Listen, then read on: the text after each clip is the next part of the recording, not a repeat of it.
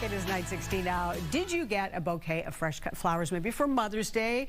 Maybe you gifted one to a special person in your life this weekend? Well, you don't have to rely on a store to get those fresh flowers all summer long. Garden guy Dale Kay joins us live from Afton.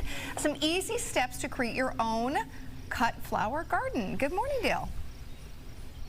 Good morning, and it's so easy to do. But firstly, let me say this is absolutely a stunning morning, a great day to get out and do a wee little bit of planting. And as you mentioned, yep, cut flowers can be kind of expensive, but the best thing is you can grow them yourself, and it's a great way to bring the outdoors indoors, and you can do that season long. So you kind of get 2 for. You can have this beautiful flowers outdoors, and with the right flowers, you can bring them indoors as well, which is really quite special and quite lovely to do. And as I mentioned, easy. So let's run through the types of flowers first. And there's absolutely a multitude of flowers you can choose from. So let's take a look at some of my favorites. Let's take a look at some of the annuals, and they're the ones that are for just the season. Cosmos is a great one, of course. All the Rebecca or sunflowers, one of my favorites. There's Marguerite daisies. Also tall snap, there's dwarf snapdragons, and then there's tall snapdragons, so the tall ones make the better cuts, of course. A great variety is Liberty series. It grows quite tall, and the stems, most importantly, are really strong as well. And then also another favorite of mine, the zinnias, the tallest zinnias, like the State Fair variety, is really, really nice. Also, there are a multitude of perennials as well, some better than others for cuts. So here are some of my favorites.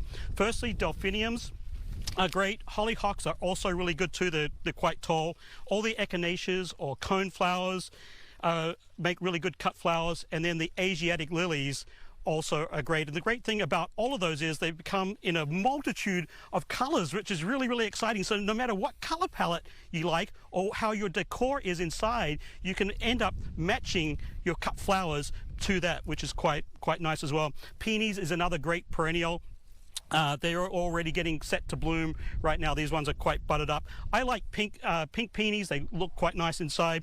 So, and then there's also roses. You can't beat roses. The hybrid varieties and floribundas tend to make the better cuts more than the shrub roses. They have longer stems. And then even some shrubbery like hydrangeas, they work quite well too if you're looking for some late summer color.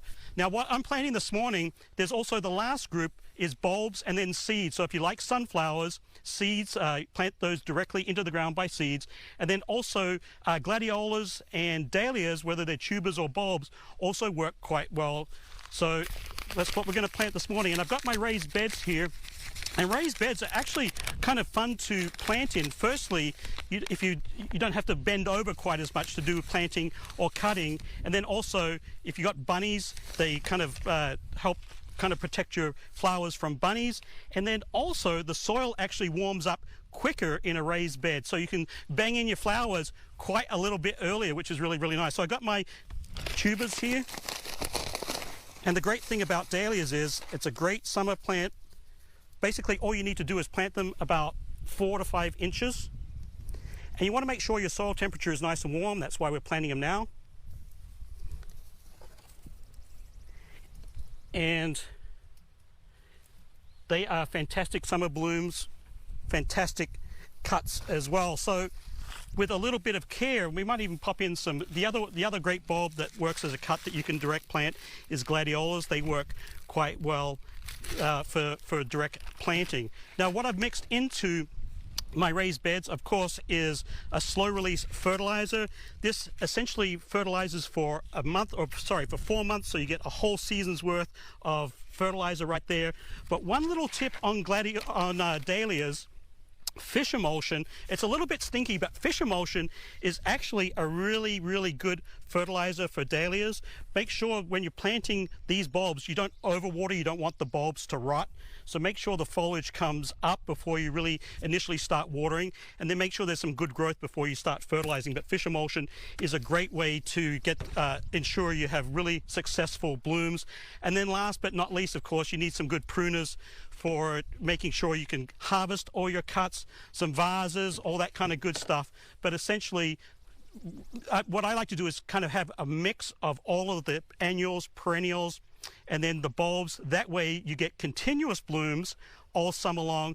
And again, outdoors to indoors. With that, send it back to you. I'm just going to enjoy it. It's so nice out here this morning. Keep planting.